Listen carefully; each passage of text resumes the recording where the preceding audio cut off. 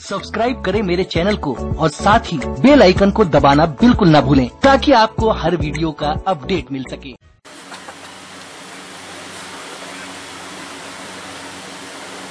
मंच पर उपस्थित विद्वद्जन एवं इस दरियाबाद की पावन भूमि में एकत्रित हुए सभी समाज के जिम्मेदार व्यक्ति, इस सभा में 18-20 वर्ष से लेकर के और मुझे लगता है 60+ तक लोग हैं।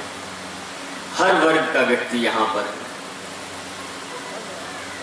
और एक बात मैं कह दूं, हर कोई आज अपने आप में बहुत समझदार है। कोई किसी को कुछ समझा नहीं सकता, ना कोई किसी के समझाने से कोई चलता है और ना कोई किसी के बताने से करता है। बस होता क्या है कि समाज में हो या व्यक्ति विशेष में हो, प्रत्येक जगह जैसे मानव और समाज ये अलग अलग नहीं है, मानव ही समाज है। हम आप यहाँ इतने सारे एकत्रित हैं, जो यहाँ हैं वो तो अपने को अलग अलग समझ रहे हैं, लेकिन जो भी इस पंडाल से बाहर है या जहाँ लोग बाहर से आवाज सुन रहे हैं, उन्हें लग रहा है कि एक समाज में एक समाज इकट्ठा, एक समाज में चर्चा हो रही है। तो मानव और समाज अलग अलग नहीं है, ये एक दूसरे का अभिन्न अंग है। और इस समाज में हर वर्ग का व्यक्ति है, हर कोई समझदार है, हर कोई अपना अच्छा, हर कोई अपना बुरा समझता है। बस फर्क क्या है कि इसी समाज में दो तरह के लोग हैं, एक दैवी संपदा से जुड़े हुए और एक आसुरी संपदा से जुड़े हुए। यहाँ जितने सारे लोग हैं ये सारे अच्छे लोग नहीं हैं। इसमें बहुत से ऐसे भी लोग हैं जो पॉलिश्ड हैं, पॉलिश करके आए हुए। क्यों? क्योंकि व्यक्ति का स्वभाव, मना, स्थिति हमेशा एक जैसी नहीं होती, वो तो यथा स्थान काल रीति के अनुसार बदलती रहती है।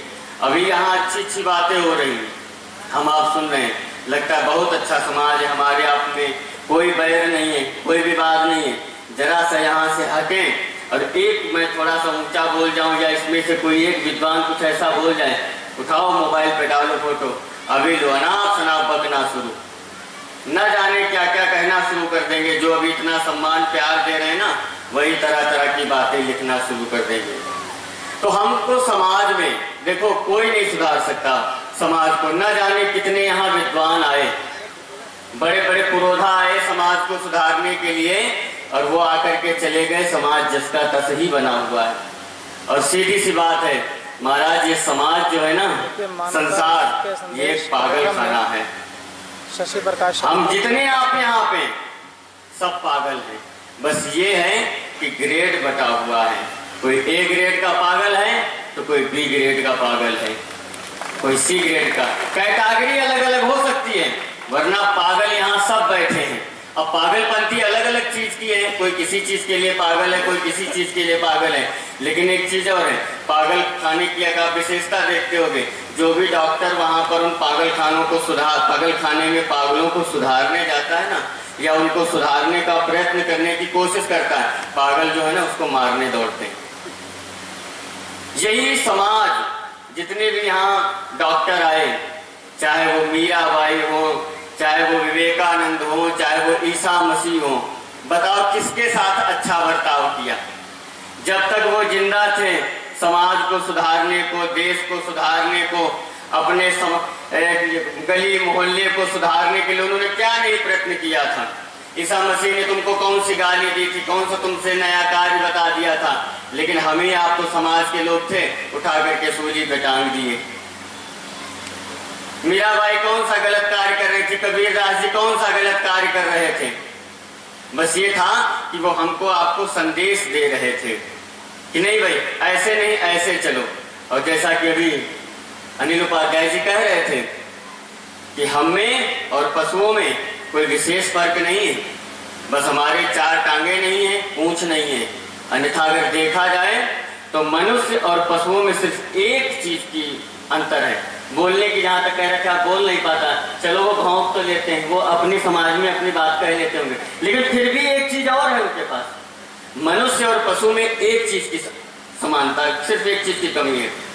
देखो, आहार निद्रा भय मैथुनम च सामान्य में तत् पशुभिर नराणाम।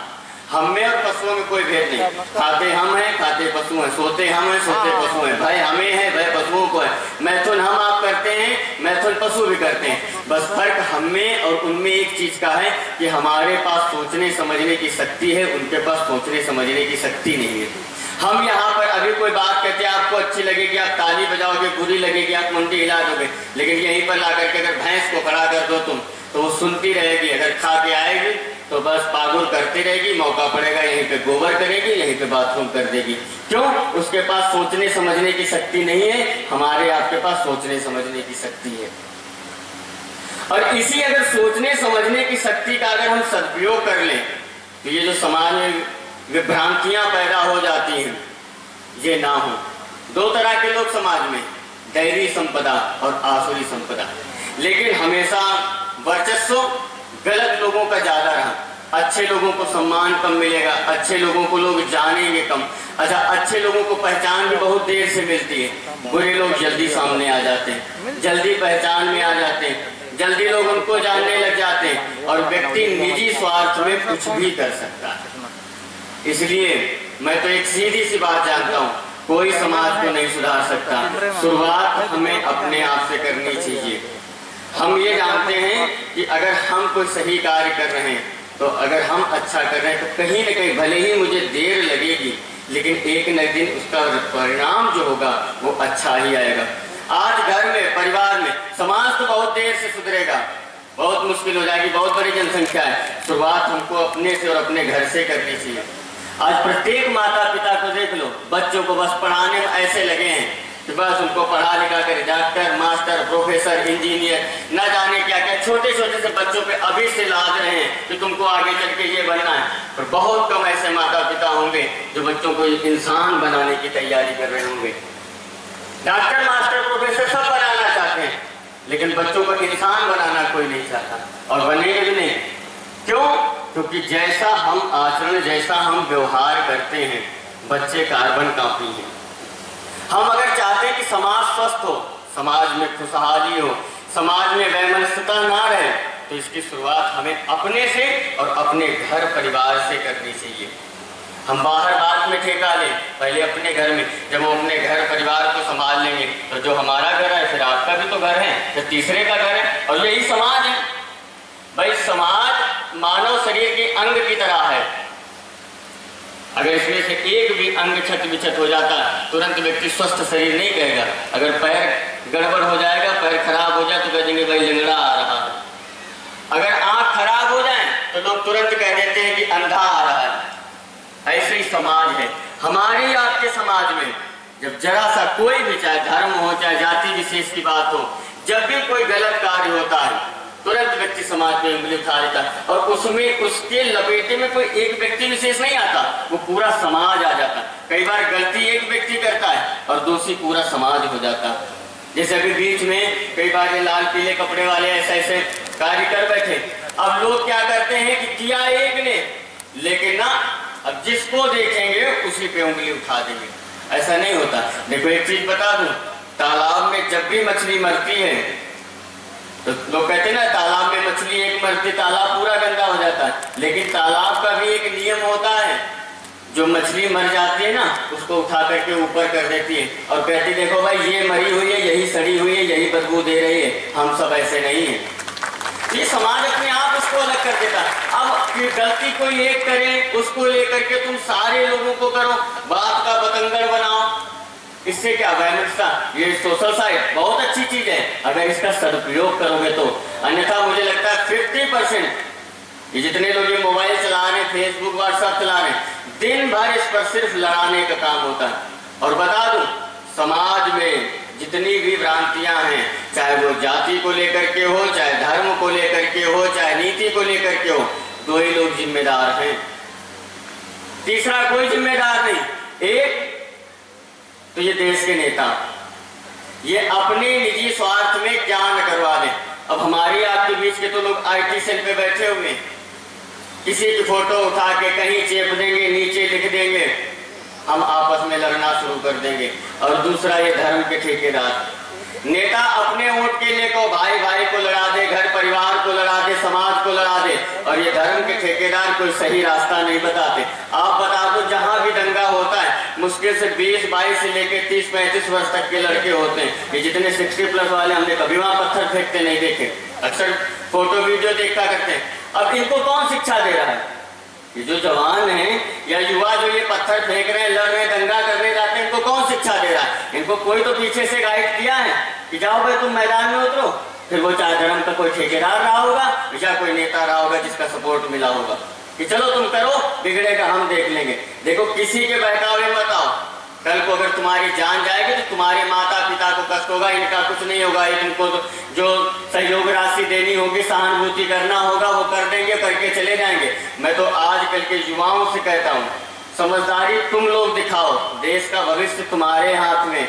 अगर ये मोबाइल भी है तुम्हारे हाथ में तो इसका सही उपयोग करो, ठीक है? विज्ञान और ज्ञान दोनों को साथ में लेके चलो। जैसे हमने कहीं पढ़ा था, एक हाथ में कुरान रखो, एक हाथ में लैपटॉप रखो, अच्छी चीज है। कुरान अगर धर्म ग्रंथों को पढ़ोगे तो समाज में जीना आ जाएगा, और ये विज्ञान को रखोगे तो जिसके लिए शरीर है, रोजी रोटी के लिए, पेट भरने के लिए कुछ न कुछ चाहिए। और सुन लीजिए, जितना भी गलत कार्य समाज में होता है, जितना फ्री व्यक्ति घूम रहा, जिसके पास कोई काम नहीं, और जितना ये नौजवान है, इसको लगता है रोजगार नहीं है, नौकरी नहीं, किससे नौकरी मांगोगे? अरे महाराज, अपने आप पे भरोसा रखो, अपनी काबिलियत पे पढ़ो। डिग्री लेने के लिए क्यों पढ़ो? काबिल बनो। खाली वो थोथी सी डिग्री लेकर के आके तुम सरकार को चिल्लाओगे, सरकार चिल्लाते रहो, ये जाएगी, वो आएगी, वो जाएगी, वो आएगी, वो सब चलता रहेगा जीवन में। आपको व्यक्तिगत अपने बारे में सोचना है कि हम ऐसा क्या करें जिससे हमारा निहित हो, हमारा कल्याण हो। और जब हमारा कल्याण होगा, हम तो एक सीधी सी बात जानते हैं, दरियाबाद में एक से एक विद्वान लोग होंगे, अच्छे लोग हैं, समझदार लोग हैं। क्यों यहाँ पर ये मंचों पर इतने विद्वानों को बुलाना पड़ता है? लोगों ने जो भी आ रहे हैं वो जरूर पहले अपने बारे में सोच रहे हैं। अपना सोचो, अपने को ठीक कर लिया तो महाराज जब हम ठीक हो गए तो हम दूसरे से उम्मीद कर सकते हैं। अब हम तो खाते हैं, पता चले टिक्की पकौड़ी, हम चिकना चुपड़ा खाते हो, हम दूसरे से कहते कि भाई तुम चिकना चुपड़ा नहीं खाना, तो कोई मानेगा? हम गुड़ खाएं और दूसरे से कह रहे तुम गुड़ नहीं खाना, तो ऐसे थोड़े होता। सबसे पहले हमें आचरण में लाना होगा। कोई भी कार्य करो, अगर हम अपने जीवन में उसको आचरण में नहीं लाएंगे तो महाराज हमारी बात बिल्कुल निष्फल है, कोई मतलब उसका नहीं है। और समाज में मैं तो प्रत्येक व्यक्ति से कहता हूँ, और आज तो सब कोई समझदार, जो पहले बुद्धि सोच समझ 18-20 साल के बच्चों में आती थी, आज वो 8-10 साल के बच्चों में आ जाती। इसलिए जितना भी युवा है या जो मैच्योर हो चुके लोग घरों में, जो बड़े बूढ़े हैं, उनकी नैतिक जिम्मेदारी है कि वो अभिभावक की तरह काम करें। बच्चों को सन्मार्ग दिखाओ, ये गलत राह पे भेज करके महाराज कभी ना उनका उत्थान होगा और ना समाज का उत्थान होगा और ना तुम्हारा होगा। बेहतर है अपने बारे में व्यक्तिगत सोचो, हम सुधरे तो जग सुधरा, हम बिगड़े तो जग बिगड़ा। और रही बात समाज की, तो महाराज शुरू से प्रकृति का नियम है, यहाँ दो चीजों का प्रभाव रहा, हमेशा दो पहलू रहे हैं, चाहे वो दिन रात, सुख दुख, हानि लाभ, जीवन मरण। तो यहाँ अच्छे लोग भी हैं, बुरे लोग भी हैं। बुरे लोग हैं वो अपना काम कर रहे हैं, अच्छे लोग अपना काम कर रहे हैं। लेकिन अगर अच्छे लोग अपना काम अच्छे तरीके से करेंगे और 4 लोगों के सामने प्रदर्शित करेंगे, समाज में जरा सा कोई अपराध बढ़ता, सरकार चिल्ला उठती है, सिक्योरिटी बढ़ा देंगे, सीसीटीवी कैमरा लगा देंगे। लाख बढ़ा लो तुम सीसीटीवी कैमरा, लाख तुम सिक्योरिटी बढ़ा लो, कुछ नहीं हो सकता। हाँ, अगर समाज में कभी परिवर्तन आ सकता है तो इस तरीके की संगोष्ठी करो, हर वर्ग के, हर जाति, हर धर्म के लोगों को बुलाओ, बैठा लो, सुनो उनकी समस्या। हो सकता है कि सुन करके एक दूसरे से कोई बात निकल करके आए जिससे समाज में अच्छाई का एक प्रवाह हो सके। सीसीटीवी कैमरा लगाने से क्या होगा? उसके ऊपर जाके कोई चिंगम चिपका देगा, जिसको काम करना है वो करके चला जाएगा। सरकार को अगर लगता है कि समाज स्वस्थ हो, प्रसन्न हो, तो ये न सिक्योरिटी बढ़ाने से कुछ होने वाला है और ना ही सीसीटीवी कैमरा लगाने वाला। समाज अगर सरकार चाहती है कि समाज स्वस्थ रहे, या हम धर्मों के बीच ये वैमनस्यता इतनी बढ़ी हुई है, वैमनस्यता के बारे में मैं क्या कहूँ, हिंदू मुसलमान के बारे में, कि इंसान तो इंसान, जानवर तक के बीच में खाई पैदा कर दी गई। कितना नीचे गिर गए हम। पैदा हुए थे कुछ नहीं पता था, क्या हिंदू क्या मुसलमान। जैसे जैसे बढ़ते गए, हिंदू के घर पैदा हुए थे तो शुरुआत से ही हनुमान चालीसा सुंदरकांड सुनते आए तो इष्ट देवता राम कृष्ण विष्णु हो गए। मुसलमान के घर पैदा हुए, पैदा होते कुरान की आयतें सुनने लगे, मुसलमान हो गए। इसके पहले कुछ नहीं थे। लेकिन महाराज क्या समाज की स्थिति ऐसी हुई, जैसे जैसे बढ़ते गए लोगों ने मेरा दुरुपयोग करना शुरू कर दिया। तुम्हारी अपनी क्षमता है, तुम्हारी अपनी सोच है। अगर व्यक्ति अपनी सोच से काम करे, अपनी क्षमता से काम करे, कभी समाज में कोई विघटन नहीं हो सकता, कोई प्रकार का कोई विवाद नहीं हो सकता। हर समाज में हर धर्म में अच्छे लोग हैं, बशर्ते ये है कि कुछ एक लोग गलत होते जिसकी वजह से समाज बदनाम हो जाता। लेकिन अगर अच्छे लोग प्रयास करेंगे, उनको देख करके लोग प्रेरणा लेंगे। अब घर के बड़े हैं, अगर हम कोई गलत कार्य करेंगे तो पीछे से हमारे बच्चे हैं या परिवार के लोग देखेंगे तो उसका असर नहीं होगा। और बच्चे तो हमारा स्वाभाविक कार्बन काफी है।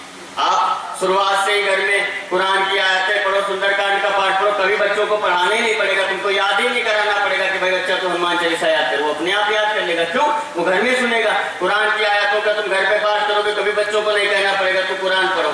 लेकिन हम करेंगे कुछ नहीं, सिर्फ उम्मीद करेंगे कि समाज स्वस्थ हो, समाज में कोई वैमनस्यता न हो। जिम्मेदारी है, प्रत्येक व्यक्ति की एक जिम्मेदारी है। मैं भी 2-3 दिन पहले एक वीडियो देखा। अगर व्यक्ति जागरूक हो जाए तो कैसे समाज में क्रांति आ सकती। कि कोई व्यक्ति बाइक से जा रहा था और एक बस जा रही थी, बस में से किसी ने कूड़ा अपना कोई बिस्किट खाया होगा, इसके बाद उसकी कचरा उसको एक थैली में पैक करके फेंक दिया चलती बस से। पीछे से एक युवा मोटरसाइकिल से आ रहा था, उसने तुरंत आकर के बस के आगे गाड़ी खड़ी कर दी अपनी मोटरसाइकिल और जा करके उस कूड़े को उठाया और बस में घुस गया और कहा बताओ भाई ये कूड़ा किसने फेंका। कोई बोलने के लिए तैयार नहीं हुआ, लेकिन फिर भी वो बंदा लड़ के बोला, बोले एक हम आप समाज के लोग, एक चाहे वो हमारा प्रधानमंत्री हो चाहे कोई भी हो, एक व्यक्ति लगा हुआ है कि हमारा समाज, हमारा मोहल्ला, हमारी गली, हमारा देश स्वस्थ हो और हम आप पूरा कर रहे हैं। तो हमारे आपके लोग हैं, अगर कोई गलत करता है तो उसको टोको, मना करो। नहीं मानता, हम कहते एक बुराई पर 10 अच्छाई कभी न कभी भारी पड़ ही जाएंगी। किसी से उम्मीद ना करो कि कोई आके समाज को सुधारेगा या किसी के कहने से हम बदल जाएंगे। कोई किसी को नहीं बदलता, सबके अंदर एक प्रवृत्ति भरी हुई है। काम, क्रोध, लोभ, मोह सबके अंदर भरा हुआ है। बस क्या होता है, जैसे इसको सपोर्ट मिलता है, अगर अच्छे काम के लिए, अभी अच्छा काम हो रहा था, ये सारे लोग इस जगह इकट्ठा हो गए। अभी जहाँ कोई गलत कार्य होने वाला हो, दंगा भड़काना हो, मारपीट करवानी हो, हमारे में से कोई एक ऐसा भाषण देगा कि बस अभी हम यहाँ से उठ के रोड पे आ जाएंगे, तोड़फोड़ शुरू कर देंगे। भाई तोड़फोड़ करने वाले कोई ऊपर से थोड़े आते हैं, ना विदेश से बुलाए जाते हैं, हम समाज के ही तो लोग होते हैं। तो हमेशा अपनी भावनाओं पे काबू रखो। जैसे भी मौलाना कह रहे थे, कभी भी कोई खबर मिले समाज में, ऐसा नहीं कि फोटो आई, किसी ने लिखा ऐसा हो गया, तुमने उठाया चेप दिया व्हाट्सएप पर, कमरे पे लेटे लेटे बेड पे पड़े हो और पूरी दुनिया का ज्ञान फैल रहे हो वहीं पर बैठे बैठे। बेकार, तुम समाज को खराब कर रहे हो। ये मोबाइल जितना अच्छा है उतना ही खराब है। जानकारी लो, देखो स्थिति क्या है और हमारा नुकसान किसका होता है, कभी सोच करके देखो। तुम बसों को तुम तोड़ दो, सरकार का क्या बिगड़ता, बढ़ाएगी टैक्स, हमारे या आपके पैसे से फिर बस खरीदी जाएंगी। सड़कें तोड़ो, दुकान जलाओ, नुकसान हमारे आपका होता है। इसलिए बेहतर है महाराज कुछ नहीं, भला किसी का कर न सको तो बुरा किसी का मत करना। मत बनो तुम संत, मत बनो तुम मौलाना, नहीं बनो धर्म के ठेकेदार, न सुधारो किसी को, समाज का ठेका बिल्कुल मत लो, शुरुआत अपने आप से कर लो। भला किसी का कर न सको तो बुरा किसी का मत करना, पुष्प नहीं बन सकते तो तुम कांटे बनकर मत रहना। मानो भाई किसी को तुम पानी नहीं पिला सकते हो तो किसी का भाई लोटा भी मत छीनना, किसी को भीख नहीं दे सकते हो किसी की तुम भी मत फोड़ो। कोई आराम से समाज में रह रहा उसको रहने दो। और सुन लो, समाज में ने कहा जिससे चाहे वो पुलिस हो, चाहे नेता हो, चाहे धर्म के ठेकेदार हो, चाहे गृहस्थ हो, चाहे परिवार हो, जिम्मेदारी सबकी है, किसी एक व्यक्ति विशेष की नहीं। किसी पे थोप नहीं सकते और ना ही कोई सुधार सकता। इसको आप मोटे मोटे अक्षरों में लिख करके रख लो, कोई किसी को नहीं सुधार सकता। और फिर महाराज को तुमने समाज को सुधारने का ठेका भी नहीं लिया है। हमको भगवान ने 84 लाख योनियां, हमारे ग्रंथों में कहा जाता है कि 84 लाख योनियां हैं और इन 84 लाख योनियों में ये मानव जीवन बड़े भाग्य से मिला था। जब हमने बहुत नेक कार्य किए थे तो ये मानव तन मिला था, और ये मानव तन इसलिए नहीं मिला था कि तेरी मेरी और मेरा तेरा करके गंवा देने के लिए, ये अपने व्यक्तिगत कल्याण के लिए मिला था। जब हम पैदा भी नहीं हुए थे, माँ के घर में उल्टा लटके थे, 9 महीने माँ के गर्भ में रहता, चाहे वो हिंदू हो, चाहे मुसलमान हो, चाहे सिख हो, चाहे ईसाई हो, कोई भी हो, हर कोई जीव अपने माँ के गर्भ में 9 महीने उल्टा पड़ा होता है। तो वो इसलिए जब उल्टा पड़ा होता है तो भगवान से ये नहीं प्रार्थना करता या ऊपर वाले से ये नहीं कहता कि हमको संसार के लिए इस गर्भ से निकालो, मैं संसार का कल्याण करूंगा। हर कोई यही कहता है कि हमको इस गर्भ से, इस नरक से निकालो, मैं संसार में आकर के तुम्हारा भजन करूंगा, तुम्हारी पूजा करूंगा, तुम्हारी इबादत करूंगा। लेकिन यहाँ आकर के जैसे घर परिवार समाज द्वार जैसे लोग मिलते गए, हम सब भूलते गए। महाराज, ये शरीर मिला था अपने सुख के लिए, स्वांता सुख के लिए। गोस्वामी तुलसीदास जी ने इतनी मोटी रामायण लिखी, बहुत मोटा ग्रंथ है। किसी ने पूछा, महाराज इतना मोटा तुमने ग्रंथ किसके लिए लिखा? समाज के लिए कि लोगों की भलाई के लिए? तुलसीदास जी ने कहना, तुलसीदास जी ने कहा मैंने जो लिखा है उसमें मैंने एक जगह लिख दिया है, स्वांता सुखाय तुलसी रघुनाथ गाथा, भाषा निबद्धमत मंजुल मात नोती। मैंने जो इतना बड़ा ग्रंथ लिखा है ये सिर्फ अपने सुख के लिए लिखा है। हमें नहीं मतलब है कि समाज इससे सुधरेगा कि नहीं सुधरेगा, लोग इसका लाभ लेंगे कि नहीं लेंगे। इसलिए बिल्कुल किसी भी तरीके की उम्मीद ही मत करो किसी से। और सीधी सी बात है महाराज, ये हमारा शरीर है, अच्छा करेंगे तो किसी ने लिखा है, धर्म का साथी ईश्वर है, अधर्म का साथी कोई नहीं, जन्म के साथी माता पिता है, कर्म का साथी कोई नहीं, जन्म के साथी माता पिता है, कर्म का साथी कोई नहीं। कई बार दुष्टों के घर भी बहुत अच्छे अच्छे लोग पैदा हो जाते हैं, और कई बार अच्छे लोगों के घर भी दुष्ट लोग पैदा हो जाते हैं। और इस संसार में आकर के वैमनस्यता इतनी बढ़ जाती, लगाव इतना हो जाता है घर परिवार समाज द्वार से, सही मायने में सिर्फ हम भ्रमित रहते हैं, होता कुछ नहीं। दिन रात गधे की तरह दौड़ते हैं और दिन रात एक करके मर जाते हैं, लास्ट में बस मरे और 4 आदमी कंधे पे लादे छोड़ आए। नाम सबके, एक नाम के हजारों लोग होते हैं। अब देखो एक नाम है लता, लता लता मोहल्ले में अगर पूछा जाए तो 20 लोगों का नाम होगा, लेकिन पूछो किसी से कि भाई इस मोहल्ले में कोई लता रहती है, तो आदमी दुनिया भर का पता पूछे, कौन लता, क्या नाम है, कौन सी जाति का है, किस वार्ड में है, कौन सा मकान नंबर है। लेकिन एक बार कह दो लता मंगेशकर तो आदमी तुरंत जेहन में बात आ जाएगी, अच्छा वो लता मंगेशकर, हर कोई पता बता। तो एक नाम के तो हजारों लोग हैं, लेकिन नाम से कुछ नहीं होता, मतलब होता है उसके व्यक्तित्व से। अब्दुल तो बहुतों का नाम होगा, अब्दुल कलाम 50 का नाम होगा। अभी मोहल्ले में एक पत्र भेजा है अब्दुल कलाम के नाम से, तो 50 लोगों से पूछना पड़ेगा भाई अब्दुल कलाम कौन है। लेकिन जहां तुम कहते हो नहीं डॉक्टर एपीजे अब्दुल कलाम, 50 आदमी ऐसे ही बता देगा। हाँ, तो नाम का अपना प्रभाव है, नाम से कुछ नहीं होता, प्रभाव होता है, जो होता है वो व्यक्ति के व्यक्तित्व से होता है। इसलिए संसार में आए हो, क्यों झगड़ा झंझट के चक्कर पड़ो, क्यों लोगों के बहकावे में पड़ो, अपने बुद्धि विवेक का इस्तेमाल करो। लोग कहते हैं उन्होंने भड़का दिया इसलिए बात भड़क गई। कैसे भड़क जाए कि नाक में नहीं खा लेते हो किसी के बहकाने से? भाई तुम खाते हो अनाज हो, खाना नहीं खा लेते हो, खा लो, किसी के अगर कहने से चलते हो। सिर्फ हम दोष दूसरों को देते हैं, दोष किसी को मत दो। हम सुधरे तो जग सुधरा, हम बिगड़े तो जग बिगड़ा। और मैं तो सबसे बड़ी बात कहता हूँ, हमें शुरुआत इसकी अपने घर से करनी चाहिए, अपने परिवार से करनी चाहिए, अपने बच्चों से करनी चाहिए। अगर हमने अपने घर में अपने परिवार में संस्कार दिए तो स्वाभाविक है महाराज, जब घर स्वस्थ तो परिवार स्वस्थ, परिवार स्वस्थ तो समाज स्वस्थ, समाज स्वस्थ तो राष्ट्र स्वस्थ। और ये सब प्रत्येक व्यक्ति की नैतिक जिम्मेदारी में है।